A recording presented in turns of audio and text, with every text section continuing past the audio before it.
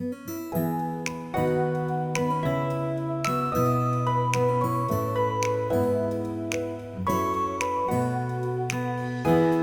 be with you. I'm Brother Jet. I'm Mark. I'm Fernan and this is Usapang Tinapay. Magandang gabi Yes. mga tinapay. Hey, guys. Okay. Sombrero lahat ng Maganda ano. ng mga Para sombrero tayong natin. sasayaw mamaya. Costume. Ano? Yan. Ganda, no? Ito po yung bago naming Yes. merchandise mga kapatid. Meron So, pa niya, no? May cup. Mamaya sa end ng video makikita niyo po Yes. yung Oo. yung promotion namin. Yan. At welcome back mga kapatid sa isa na namang episode ng Usapang Tinapay. Yan. Tayo po ngayon ay nasa 12 Sunday in Ordinary Time.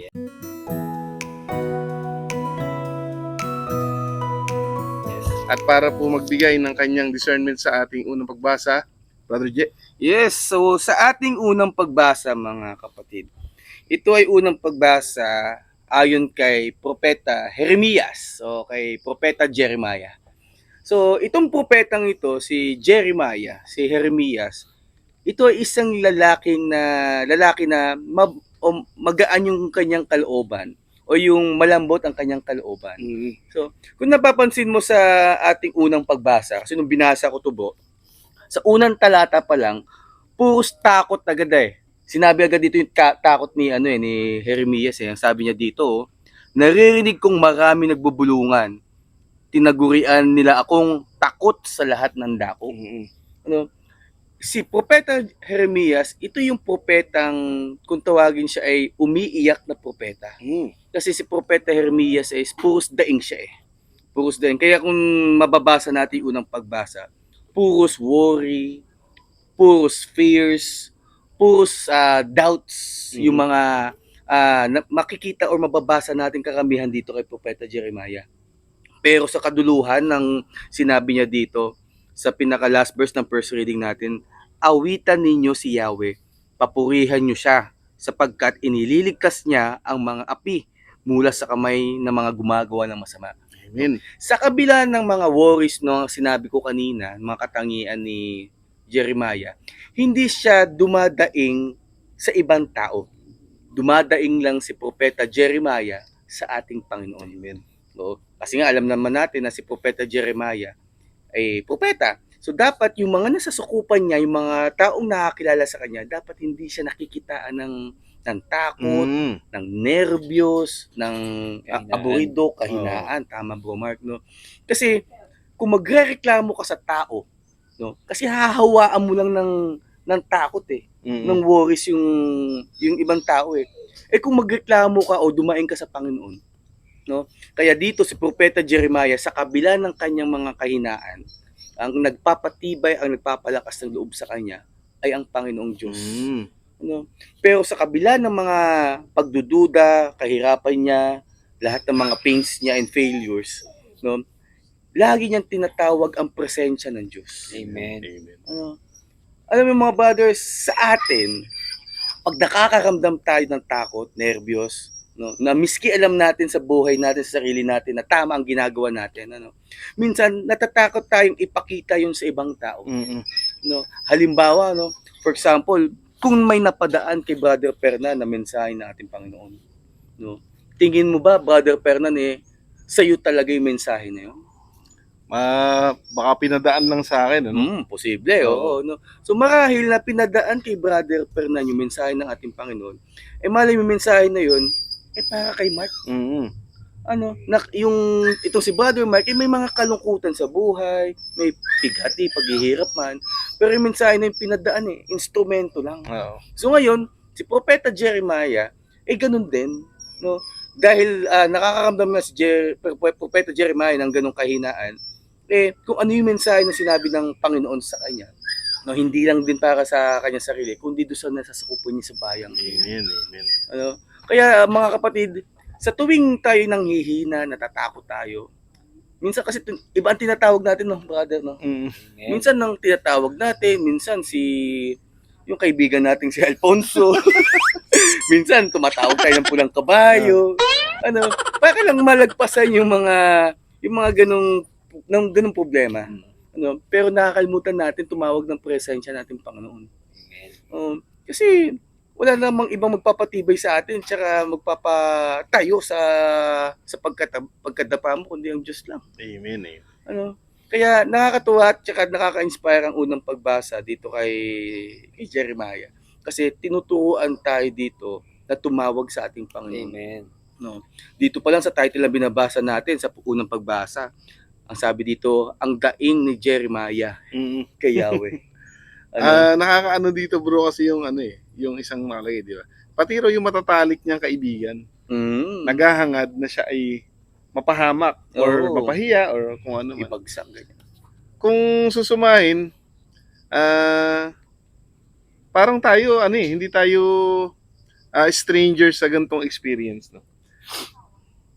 At some point meron tayong mga kaibigan na yung mga dati nating kaibigan, ano, na nung nakitang nagsiserve tayo kay Lord, parang inaantay lang nilang magkamali ka, no? Oo. Inaantay nakatingin nila sa'yo. na, ay hindi yan tatagal dyan. Kilala ko yan eh. Hindi yan tatagal dyan. Ano yan? Pag lumipas na gutom yan, babalik na sa dati yan. Matanong ko lang, Brother J, ano yung pwede mong ipayo dun sa mga kapatid natin na inuusig sa kasalukuyan ng mundo, Oo.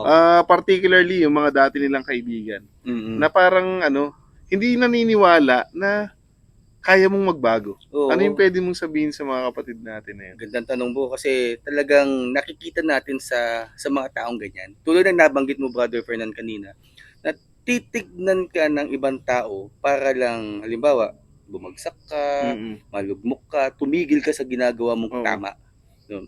Ang masasabi ko sa mga kapatid natin na nakaka-experience ng ganun, kung alam yung tama, at guided ka ng ating Panginoon, wag mo intindihin kung ano paninira sa'yo Amen. kung may banggitin na masasakit na salita, no? May sabihin na masama sa'yo, kung tignan yung kahinaan mo, wag natin pansinin kasi yung kahinaan na ginawa mo dati, no? Kasi yan ang magpapatibay sa iyo eh. Amen. Yung kahinaan mo, yan ang magiging yan yung magiging Kalakasan sandata mo. mo at magiging kalakasan mo. No, kaya yung kahinaan, diyan mo mapapalakas eh. No. So, lahat tayo may kahinaan. Lahat ng mga nasa paligid natin ay may CCTV. Oo. Titignan ka, talagang Minomonitor yung galaw mo eh. i-monitor ka hanggang sa may makitang pula sa iyo, no. Pero kung alam mo na sa sarili mo na tama to, na alam mo yung ginagawa mo na hindi to ikakasama sa paningin ng ating Panginoon, diretso mo. Huwag tayong ma-distract, huwag tayong mabahala sa mga tao yan kasi talagang ibabagsak ka eh. Danas ko din yan. Oo. Parang hindi nga parang hindi ka iba sa atin. Oo. Kaya huwag tayong panghinaan sa mga ganyang pangyayari. Amen. Basta tayo ay nasa tuwid na landas lang tayo. Yes, amen. Praise God.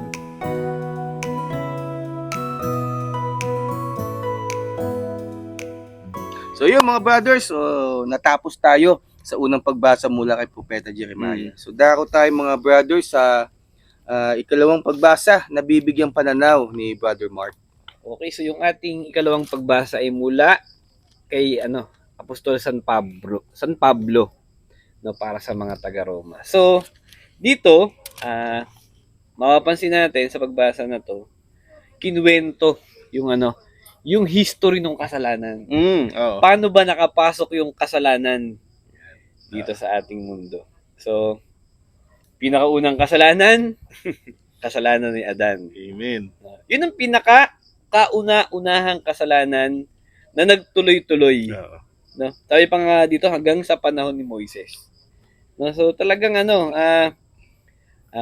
kinuwento sa atin, sinabi sa atin na naging makasalanan ng tao simula nung nagkaroon ng kasalanan si Adan. Amen. At hanggang ngayon, no? Basta tao, ibig sabihin may makasalanan ka. Automatic. Automatic 'yan. No? Talagang default natin 'yan na tayo ay laging magkakamali, laging sasablay, laging papalpak, no? Laging magkakaroon ng maling desisyon, laging makakalimot sa pagpili kung ano ba yung tama at mali. Minsan kasi basta masaya, Ay, naku. Kahit mali, sige, go tayo, no? masaya Kahit, sige, magkakapera tayo dyan, Oh, go! nako. No? Yun ang, natin yun ang thinking natin. Yun yung, nasa pagkatao natin yun, na tayo ay talagang makasalanan. Mhm. Okay, so, yun na, given na, makasalanan tayo. Pero napakabuti ng Panginoon. Amen.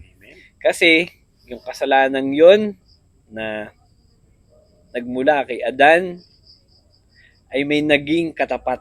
Mhm. At ang naging katapat naman ito, ay ang paghahari ng pagmamahal ng pagliligtas ng ating Panginoong Hesukristo. Amen. No, sa pamamagitan niya, tayo'y nilinis niya, no? Pinatawad sa ating mga kasalanan. Pagkakapako niya sa krus. Mm. Yun yung salvation natin, no? Na Mhm. talagang ipinakita niya, ganito ko kayo kamahal. Oo. At yung pagmamahal na to, walang sinabi ang mga kasalanan niyo. Amen. No? Na kahit gaano pa kabigat yan, kahit ano pang history niyan, Mhm. kahit saan pa nagmula yung kasalanan mo na patuloy mo pa rin ginagawa at paulit-ulit mong ginagawa, Mhm. ito yung pagmamahal ko. Mas malawak, mas malakas, Amen. kung sa kulay, mas matingkad Mhm. yung pagmamahal ko kumpara sa mga kasalanan mo yan. So, pinapatunayan ng ating Panginoon na yung kasalanan, kayang-kaya niyang buwagin para sa atin. Kayang-kaya niyang tanggalin para sa atin. No? Tayo mga tao, no? Lagi tayo nagkakaroon ng kasalanan. Every day. Every day. Sa isip, sa salita, at sa gawa. No? Talagang paulit-ulit yan. Mhm. Araw-araw. No? Siguro, tayo, pag aware tayo, nakakaiwas tayo. Pero minsan, kahit aware tayo, nagagawa pa rin natin. No? Mhm. Lalo na yung hindi aware na hindi nila alam na mali pala to. Ay, naku, ang Na dami. Ang dami. minsan hindi natin alam na, minsan natin okay lang yan, nag-i-enjoy naman, masaya naman tayo, nag-i-enjoy naman tayo. Okay lang yan, marami, kumikita naman tayo, nakakatulog naman tayo sa ibang tao, Oo. kahit ano pang klaseng trabaho yan. Nope. Mga ganun. No? So, napaka-importante po na alam natin yung tunay na pagmamahal ng ating Panginoon na kahit gaano pa tayo kasama,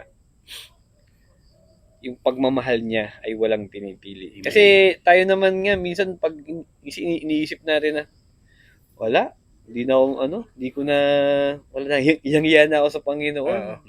Parang, paano ba ako lalapit sa Kanya? Okay naman ako. Minsan nga, lalo na pag okay ka. No? Lalo na pag wala ka talagang problema. No? Feeling blessed nga ako, yung mga ganun. No?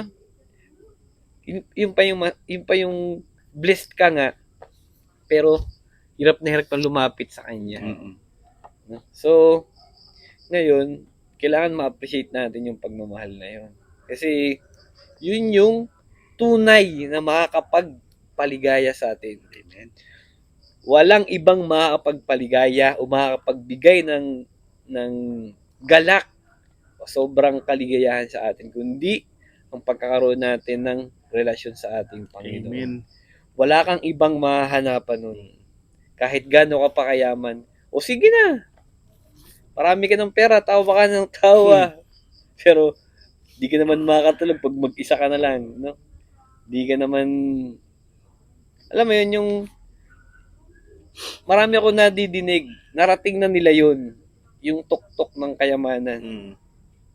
Tayo, hindi pa tayo nakakarating doon. Kahit nga sa paanan ng kayamanan, hindi pa tayo. Kahit nga sa paanan ng kayamanan, hindi pa tayo. Pero, lagi na lang kinukwento, hindi pera ang sagot sa kaligayahan. Kundi, ang relasyon natin sa ating Panginoon. Amen. So, tayong lahat, huwag na nating isipin yung ating mga past, yung history natin, kung saan nagmula yung kasalanan natin, yung mga ginawa nating mali. Ngayon po, lumapit tayo sa ating Panginoon na handang-handa tayong yakapin at tanggapin muli mula sa ating karumihan at tayo kanyang nilinisin at doon nyo ma-experience yung tunay na ligaya, Amen. no? Yung tunay na kapayapaan, Mm. yung tunay na pagmamahal na hindi mo makikita o ma-experience kahit saan. Sabi nga ni Brother J, akala natin kakampi natin yung alak, pag tayo malungkot, Oo. paglasing na, iyak-iyak tayo, magwawala-wala tayo, Oo. no? Tapos pag wala ka ng hindi ka nalasing, may hangover ka pa. Tapos, ayun ulit, problemado ka na Ayun pa naman. din. Palitan mo yung pag-iinom mo ng paglapit sa ating Panginoon. Mm-mm. Nako, subukan nyo lang po. Amen. Yes, hindi mawala yung problema. Pero, magbabago talaga po yung buhay ninyo. Amen. Amen. Ako naman bro, na ano ko dun sa sinabi mo nga kanina na may mga tao na ayaw na nilang lumapit kasi feeling nila hindi sila nagbabago, di ba? Kasi yun hindrance talaga yun kasi halimbawa, nagpapakabuti ka. Sanay. Oo. Ititigil mo halimbawa, mahilig ka mag-inom, no? Mm. Ititigil mo kasi gusto mo palapit kay Lord. Natukso ka, napainom ka uli. Mm. Lord, konti lang naman. Mm. Hanggang sa naparami. Kinabukasan, Ganun nagsisisi ka kasi, naku Lord, nakain, naman. tigil ka uli. Pagkasunod na ibang inom na naman. Ang nangyayari tuloy, nahihiya na silang magdasal. No? Nahihiya na Ulit silang, lang naman ng Oo, kasi pagkakamali. feeling nila, hindi sila tinutulungan ng Diyos magbago. Mm. Ano yung masasabi mo sa mga kapatid natin na ang iniisip ay Wala na hindi pag-asa. sila tinutulungan ng Diyos magbago? Okay. So, be patient with yourself. Mm. Yung pagbabago ay hindi agad-agad yan. Mm-hmm. No? At makakapagbago ka lang talaga kung tunay na magpapatulong ka sa ating Panginoon. Amen. Kasi minsan sinasabi mo, Lord, tulungan mo ako. Pero mamaya-maya, doon ka na naman, hindi ka naiwas sa mga lumalapit ka Lumalapit ka, hindi ka naman naiwas. Or, nandun ka, pag binigyan ka ng tagay, hirap na hirap kang tumanggi. No?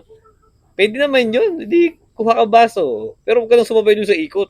Kasi malalasing ka talaga doon. Pero kung may sarili kang baso, control mo yung inom mo, yung improvement na yun, napakalaking bagay nun. Kasi yung susunod nun, wala, magkakape ka na lang. So, huwag mong madaliin yung sarili mo at huwag kang mahihiya sa Panginoon. Kasi, malaking improvement na yung lumapit ka sa Panginoon at ginusto mong magbago. Amen. No? Na dati, hirap na hirap kang tumanggi, ngayon nagbabaso ka, maya-maya, kape na lang. No? So, malaking malaking bagay para sa pagbabagong buhay mo yun. Kasi, huwag kang magmadali. No? Ako nga, no? Kwento ko lang po, talagang alcoholic po talaga ako. Hindi pwedeng hindi ako mag-inom sa isang linggo. No? Minsan magsisisi ka, lasing ka na naman, pero maya-maya, inom na naman. kasi ang saya-saya doon. Yun ang ito pa kasi yun eh. Hindi naman yung alak, kundi yung companionship. Yung companionship. Yes, tama, may point yun. Pero still, yung pag-iinom po ay masama kung sobra. Pwede namang mag-inom na yung mas maraming kwento kaysa mas maraming inom. No? At mamaya-maya, lasing ka na, nagbawala ka na, ma-aksidente ka pa sa kotse mo. So, isasamba mo sa bato, ibang usapan po yun. Pero pag pinipili mo na hanggang dito lang ako, na hindi ko talaga kailangang masabing nakikisama ako dahil sa pag-iinom. Pwede kang nandun nakikipagkwentuhan. At ang masaya dito, wala kang over kinabukasan. Kasi, naging controlled yung pag-iinom mo. So, yung pag-iinom, simpleng bagay lang yan. Simpleng bagay lang na pwede mong kasi mas mabibigat na kasalanan kaya sa pag-iinom. So, yung pag-iinom, very simple example lang yun kaysa dun pa sa ibang mas mabibigat na kasalanan. So, be patient with yourself at talagang ipagdasal mo na tulungan ka ng ating Panginoon. Kasi kung ikaw lang mag-isa, hindi mo kaya or nagpatulong ka sa Panginoon pero 10% lang yung tulong niya. Hindi. Kailangan talagang mas malaki yung tulong niya kaysa yung ano mo, yung decision mo na dapat sige punta po ako doon. Pero Lord, tulungan niyo akong tumanggi. Ayan. Tulungan niyo akong mag-control. Nice.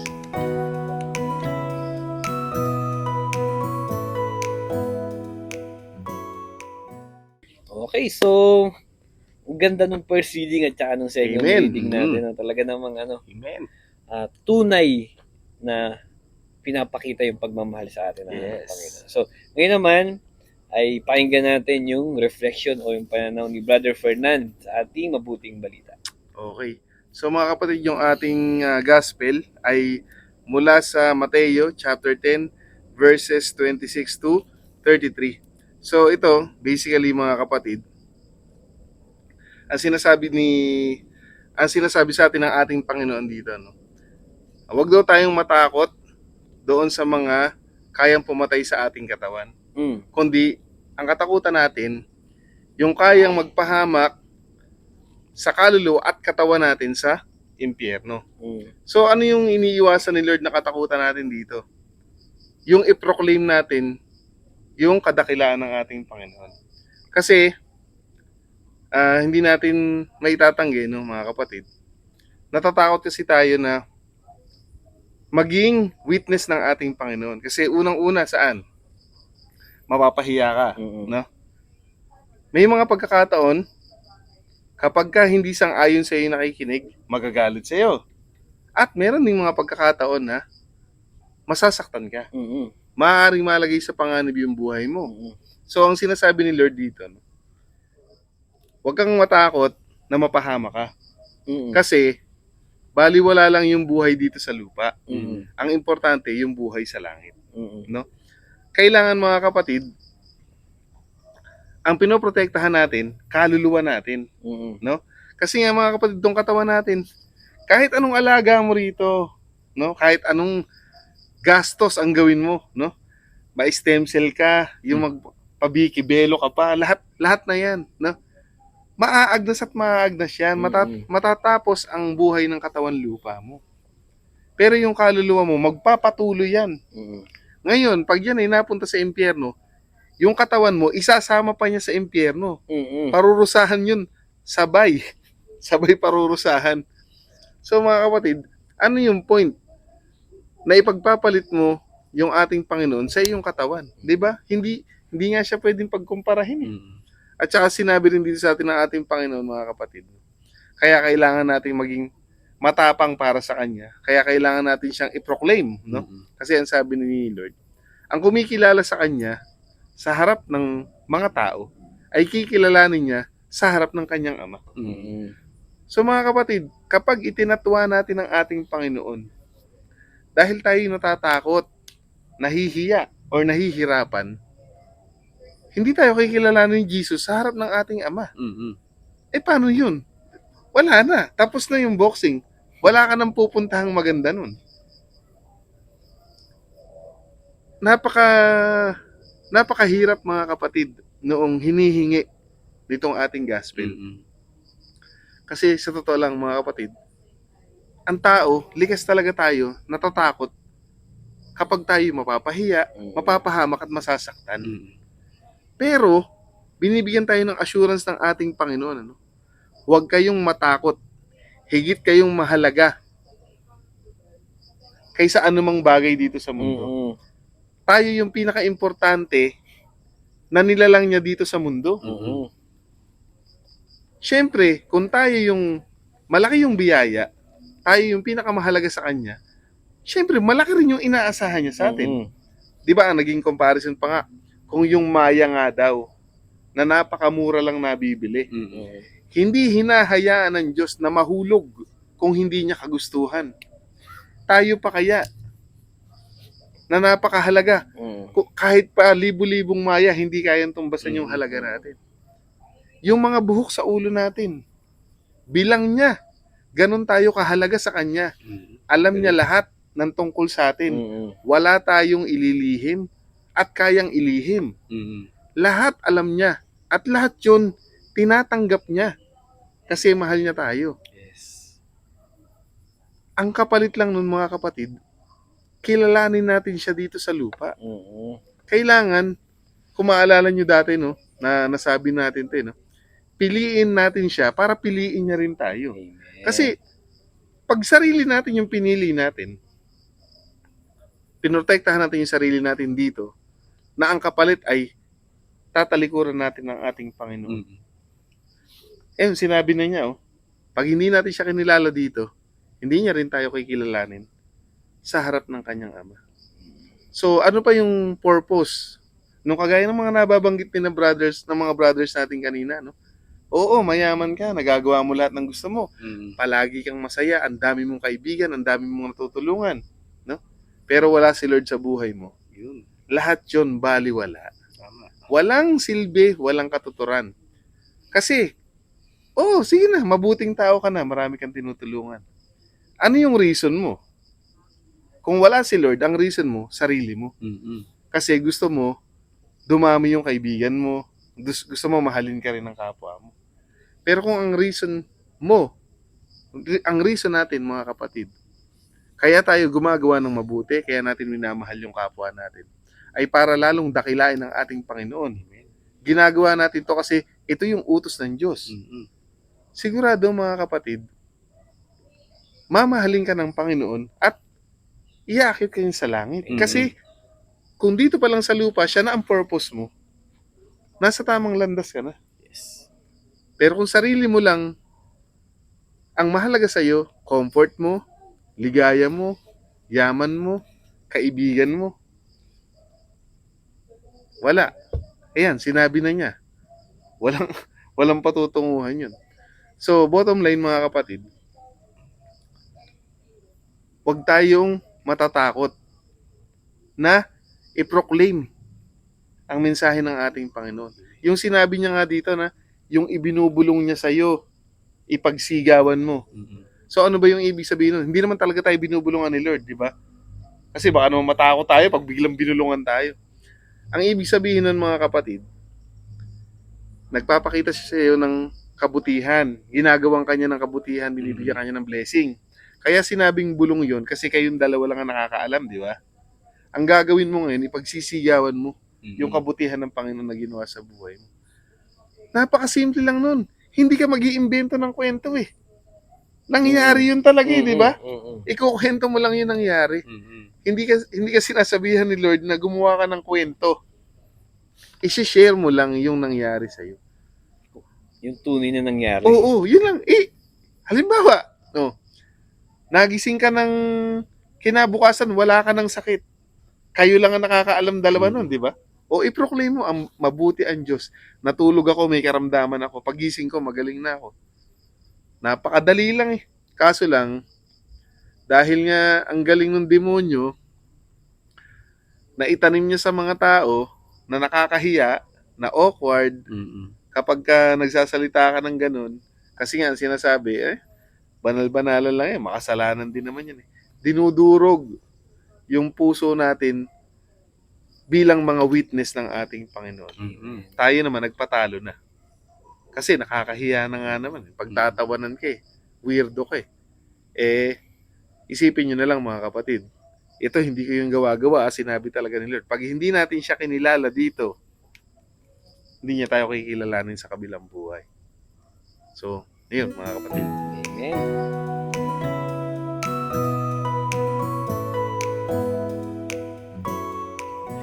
Okay, so, ang lupit, no? Ang ganda ng mga tinuro sa atin ng ating Panginoon, no? Na talaga namang marami tayong mapupulot sa mga ating mga pagbasa. So, ngayon naman dumako tayo sa connection ng ating tatlong pagbasa. So, Brother Fernan, ano ba yung connection ng mga binasa natin? Okay, so kanina no, sa gospel nabanggit ko nga, huwag ka matakot. So, ang connection nito, ano yung reason ba't hindi ka matatakot? Kasi mahal ka ng Diyos. So, kanina sa first reading, no, sinabi ni Jeremiah, ipinapaubaya ko sa Diyos ang paghihigante para sa akin. Kasi alam niya, makatarungan ng Diyos. So, yung mga takot niya, yung mga banta sa kanya, binabaliwala niya yung lahat. Actually, siya na yung first example na pwede nating gayahin agad eh. about sa pagiging matatakotin. Para mawala yung takot mo, magtiwala ka sa Panginoon. Paano siya nagkaroon ng tiwala sa Diyos? Kasi alam niya, mahal siya ng Diyos. Di ba? Kanina, sinabi ni Pablo sa mga taga-Roma, no? Ganun din.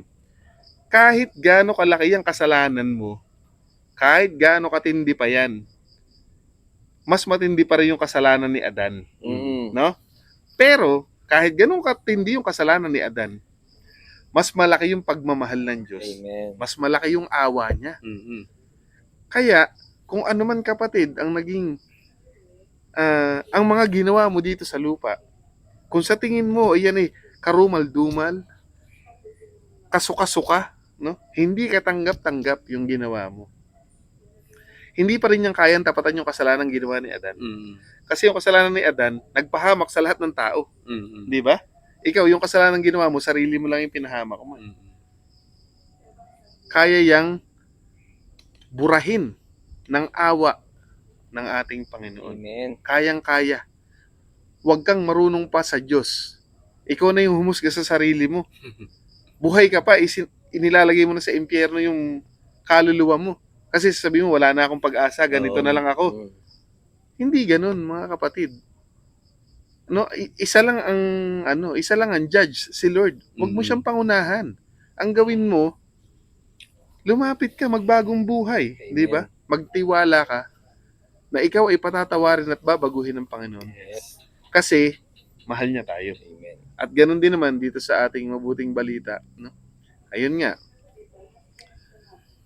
Kung yung mga ibon inaalagaan niya, tayo pa kaya, no? Huwag tayong matakot kasi mahal niya tayo.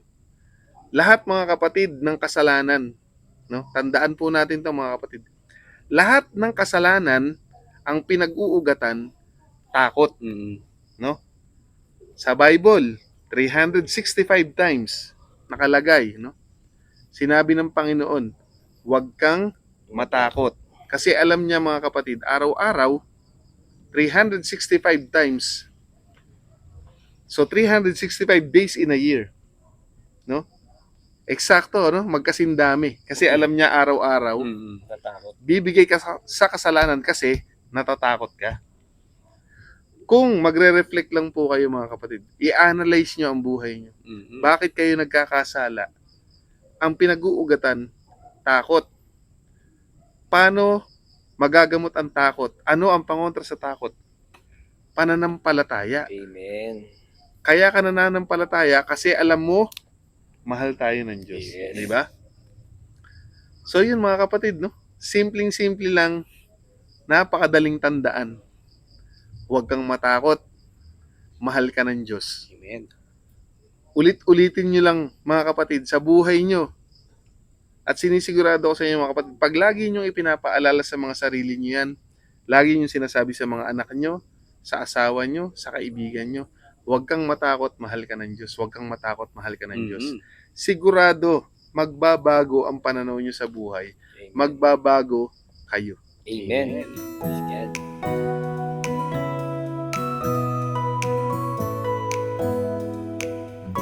Okay mga kapatid, Amen. no? Praise God. Sobrang challenging yung gospel natin ngayon. Oo. Kumbaga, napakamapanghamon nitong ating misa sa darating na linggo. Yes. Oo. Pero syempre mga kapatid, yung mga napakinggan natin, natutunan nating aral, walang patutungan kung hindi natin i-apply Oo. sa mga buhay Amen. natin. Tama ka dyan, bro. So, Brother J, paano yung magiging application mo nito sa buhay mo? Sa mga readings na natin, no, na talakay ngayong araw na to, ngayong gabing ito, talagang tumatama talaga sa tao, sa ating lahat. No, kasi doon pa lang sa unang pagbasa bilang tao, talagang makakaramdam ka ng takot eh. Mm-mm. No, syempre parang nabanggit mo nga kanina na yung takot diyan nagsisimula ang kasalanan. Ano, kaya pinaliwanag ni Brother Mark sa second reading na yung pag ikay nakakaramdam ng takot na walang ka ng tiwala, diyan ka makakapaggawa ng kasalanan. Oo. Na-reflect ko yun habang nag-ano kayo kanina eh. Tapos doon niya yung kabuuan sa sinabi ni sa ebanghelyo na walang iba talagang ibang tatawagin kundi ang Diyos lang. Amen. O lalo na kung pag ikay nakagawa ng kasalanan, talagang yung kaluluwa mo, di mo alam kung saan pupunta. Ay, nako. Ano? Kasi imagine mo pa lang, no? Pakiramdaman mo na lang kung, halimbawa, saan ba ako pupunta? Kung dito pa sa impyerno na napagkainit-init, Oo. gugustuhin mo ba ng pumunta doon? Tumira ka sa bulkan, mag-practice ka na. Lumalangoy ka sa lava? Oo. O di kaya sa langit na talagang paraisot talaga? Ah, Ano? Kaya na pagtanto ko, ang ganda ng pagbasa ngayon, talagang nakaka-relate sa tao. ah. Ano? Kasi naramdaman niya ni Jesus nung naging tao din siya eh. Mm. Ano? Siyempre na naging tao si Jesus, pinakaramdaman niya yung pakiramdam ng tao kung ano ba talaga nararanasan ng tao pag may kasalanan. Kaya tinubos nga tayo ni Jesus. No? Amen. Parang ano, kung pamilya kayo sa kwento bro, nung Okay, may kwento na. May kwento Sige, ako, may kwento yan, ako. yan. yung isang Maya, ibong Maya, 'di ba? Ang Maya maliit lang siya. Mm-mm. Tsaka itong maliit na bata na to. May isang maliit na estudyanteng bata. So, pangalan nito Greg. Mm. Oh. Maliit nga yun. Parang Maliit. si Greg, parang lagi si Greg ang ano ah. Oo. So itong si Greg, mahiyain to. Mahiyain, matatakutin. Oo, parang si Greg nga yan. Talagang siya talaga. Mahiyain at matatakutin. Alam nyo, every time sa klase nila, pag nagre-recitation yung sa school nila, mga estudyante sa isang classroom nila, itong si Greg, mahiyain. No? Miski alam niya yung sagot, hindi siya tumataas ng kamay. Mm-mm. Kasi nga, natatakot siya mapahiya. Natatakot siya mapahiya kasi baka pagtawanan, pag mali yung yung ano niya, yung sagot niya. Isang araw, itong si Greg, naglalakad. No, habang naglalakad, may nakita si Greg na isang maliit na ibong Maya na nahulog sa puno. Mm. So, nung nakita ni Greg, agad-agad na pinuntahan ni Greg. Tapos, kinuha niya yung maliit na Maya na dahan-dahan inilagay doon sa ilalim ng puno. Mm. No? Dumating yung nanay nung ibong Maya. No? May dalang pagkain. So, natuwa tong si Greg.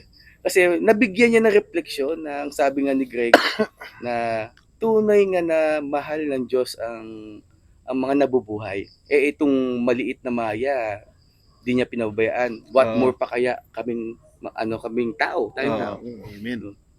Kinabukasan, sa school nila Greg, meron ulit na recitation itong sa klase nila Greg regarding sa Ebanghelyo.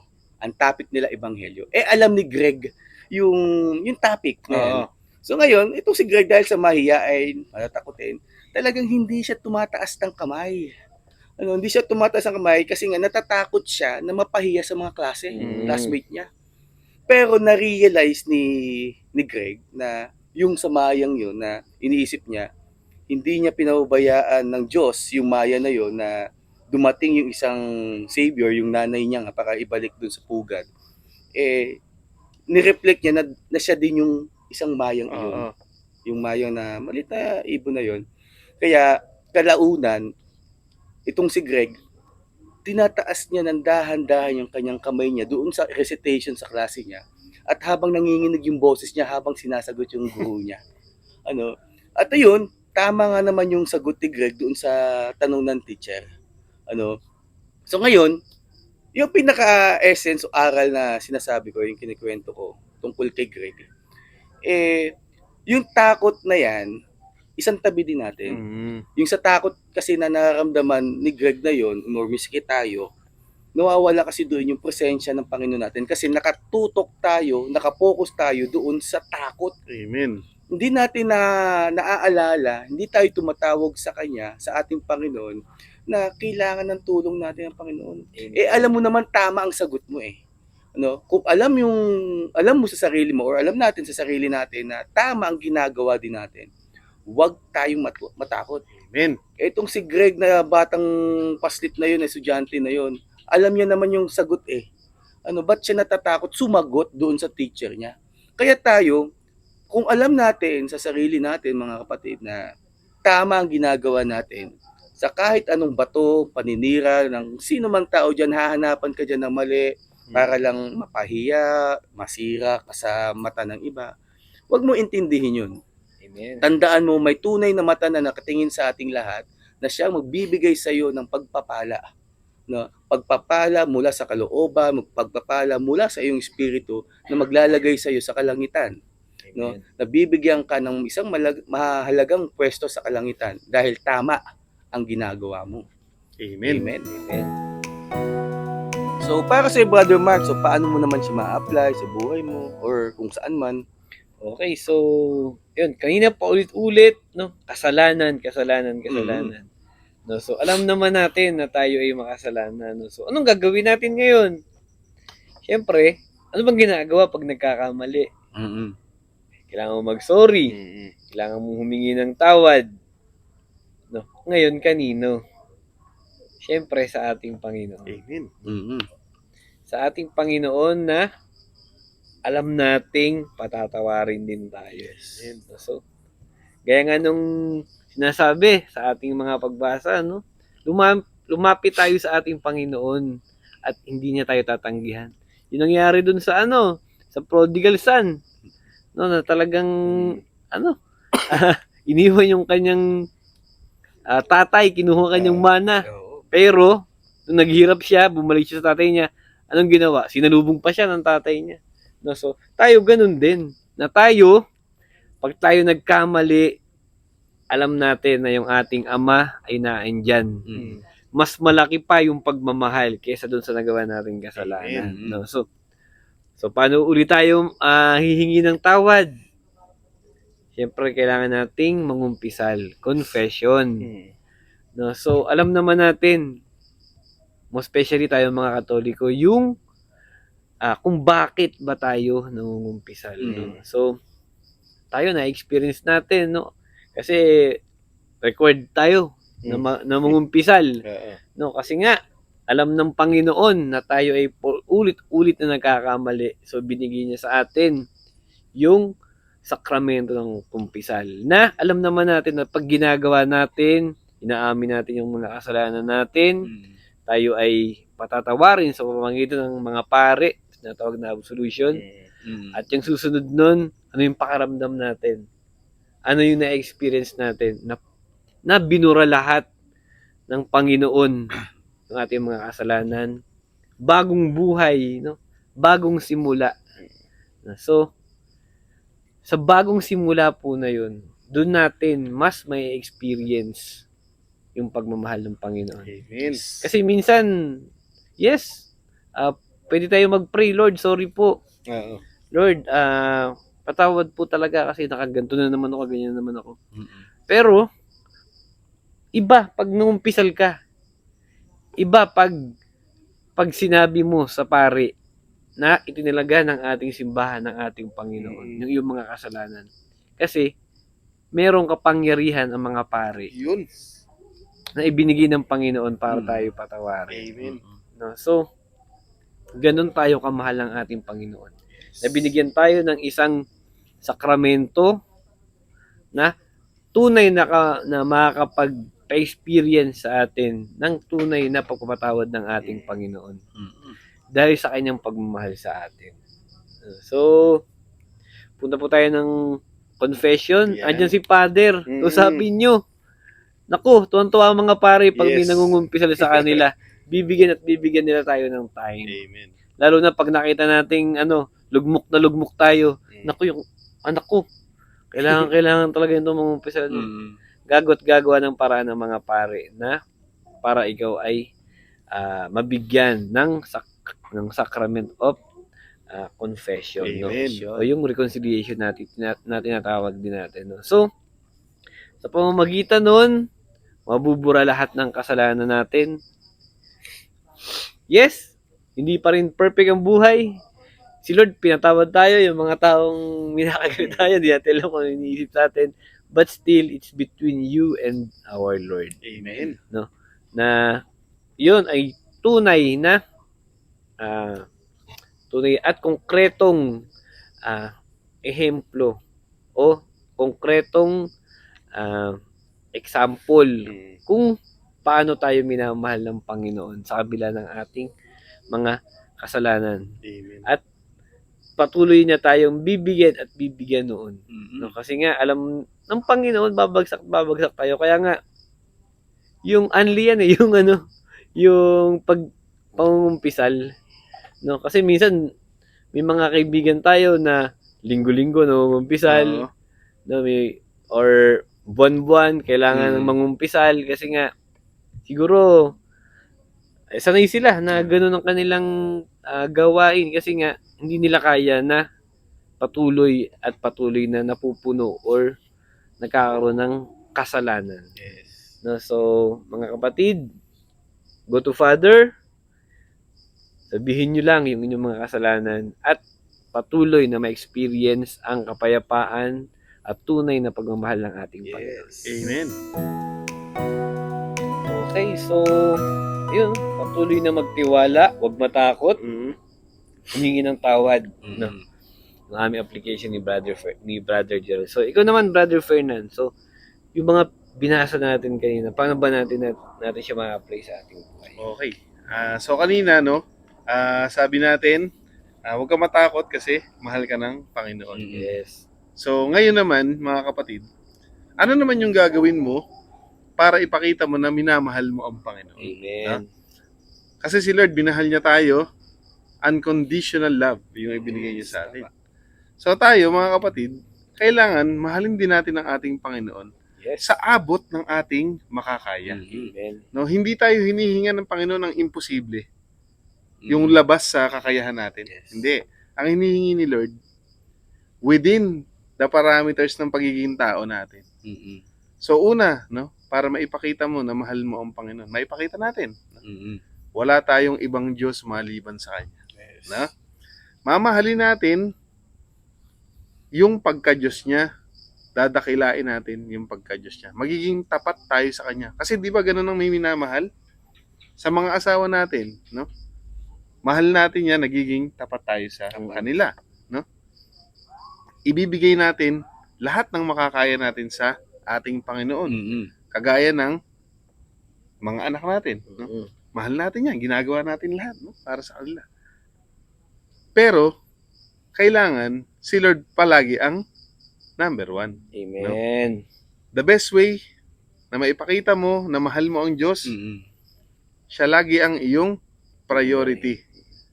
Walang iba mas hihigit pa sa ating Panginoon. Mm. Pagmulat pa lang ng mata mo, pwedeng pakita mo na siya ang una, magdasal ka agad. Lord, ikaw ang una sa akin. Papasalamatan kita. Paggising mo pa lang, magpasalamat ka na. Mm. Pakita mo na sa kanyang, Lord, mahal kita. Ikaw ang laman ng isip ko. Mm. Ikaw ang laman ng puso ko. Mm. No? Huwag nating suwayin yung kanyang utos. Mm. Kasi mahal nga natin siya, di ba? Sa abot ng ating makakaya. Siyempre mga kapatid, lagi tayong magkukulang. Lagi tayong magkakamali. No? Tao lang tayo magkakasala. Pero hindi ibig sabihin nun na pag nagkasala tayo, hindi na natin mahal ang Diyos. Mm. Alam naman ni Lord yun Nagkamali ka. Pero hindi ibig sabihin hindi mo na mahal ang Diyos. Kasi yung intention, mga kapatid, yung puso natin, diyan tayo kinikilala ng ating Panginoon. Importante kay Lord yung intention. Ano ba yung ninanais ng puso mo? Maaaring naging mahina ka, pero hindi ibig sabihin na hindi mo na mahal ang Diyos. No? Ipakita nating mahal natin ang Diyos, mga kapatid. Sa kabila ng ating pagkakadapa, sa Kanya pa rin tayo magsusumiksik. Yes. Lord, basta sa'yo ko, ayoko sa iba, ayokong ako ang mag-control sa buhay ko. Mm. Gusto ko ikaw. Mahal kita, gusto ko ikaw ang kasama ko. Gusto ko pagdating ng panahon na ako'y papanaw na sa mundong ito, gusto ko ikaw ang kasama ko. Mm. 'Di ba? Marami tayong pwedeng gawin, mga kapatid. Baka akala natin sapat na yung hindi, naniniwala naman ako kay Lord. Mm. Kulang na kulang yun, mga kapatid. Yun na yung basic requirement ang na-meet mo. Oo, kinikilala mo yung Diyos. Mm. Pero yun na yung pinaka-basic, no? Sobrang kulang nun. Mm. Hindi po pwedeng sasabihin mo lang. Kailangan i-share mo siya sa kapwa mo, maglilingkod ka sa kanya, no? Kasi mahal mo siya Mm-mm. Pagsisilbihan mo. Yung ibinibigay sa atin ng Panginoon na pagmamahal, kaya natin yung suklian within our limits. Hindi hihingi si Lord ng sobra sa kakayahan mo. Kaya huwag kang mag-alala, no? Huwag kang mag-alala. Ang Diyos hindi yan maramot. Sobrang mapagbigay nga niyan eh. Mm-mm. Kung tutuusin niya, lugin-lugi na siya sa palitan. Eh siya, ang inalay niya, buhay. No? Eh ikaw, ano bang iaalay mo? Hindi ka naman magpapakamatay. Hindi naman sinabi na, magpapakamatay ka rin para sa akin.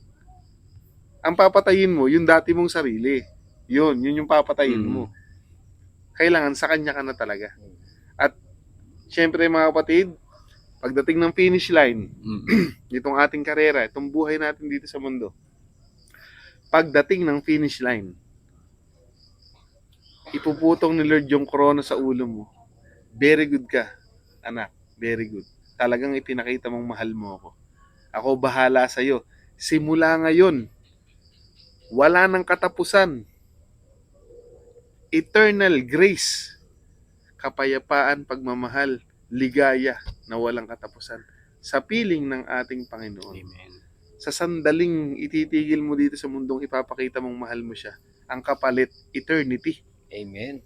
So sana mga kapatid, Walang hanggan. mag-decide tayo. Mag-decide tayo.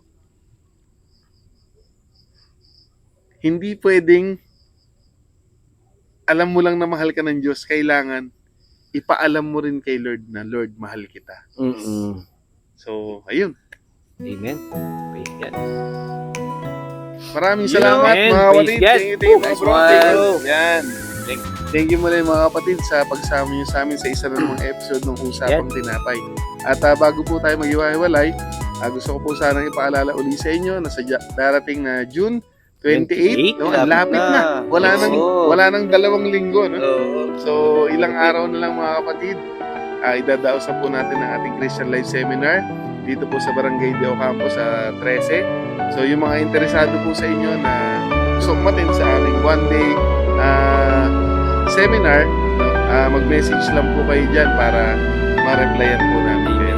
At mga kapatid, kung nagustuhan nyo po yung kwentuhan namin, kung may napulot po kayong aral, please like, share, and subscribe. Nang sa ganun naman, matulungan nyo kami na ikalat ang mabuting balita ng ating Panginoon. Yes, as sinasabi ni Brother Fernan na Christian Life Seminar, wala po yung bayad. Oo, amen. So lahat, wala kayong babayaran. Kayo po yung babayaran. Ayun, so meron po kami dyan comment section. So paiwan na lang po dyan kung ano po yung gusto nyo sabihin, napulutan, na aral, kung ano yung mensahe, greetings, birthday. And of course, ayan, so ipa-flash po dyan sa screen na meron na po kaming merchandise. So meron po kaming gantong cup, meron kaming coffee mug, may mga t-shirts, and may mga parating pa po kami. So nakalagay po dyan sa screen yung mga price, yung mga presyo po ng ano. So pwede nyo po kaming i-PM or mag-leave po kayo ng message. And meron din po kaming Usapang Tinapay Podcast sa Facebook page. Pwede din po kayo doon mag-message, mag-PM or mag-comment. Pa-subscribe, like na lang din mga videos po namin doon. Amen. Amen. So, grabe ang Panginoon natin ngayon. Praise God. Talagang pinatunayan niya na kahit tayo makasalanan, na kahit tayo natatakot, ay walang kapantay ang kanyang pagmamahal. Amen. So, next week, we're very excited ulit Yan. para i-share sa inyo yung mga ano ba yung pananaw namin at reflection sa mga pagbasa para mas maintindihan natin siya muli pag tayo ay nagsimba. So, mga kapatid, lagi po nating tatandaan Na ang tao ay hindi lamang sa tinapay na bubuhay, Kundi sa bawat salita ng Diyos. Bye!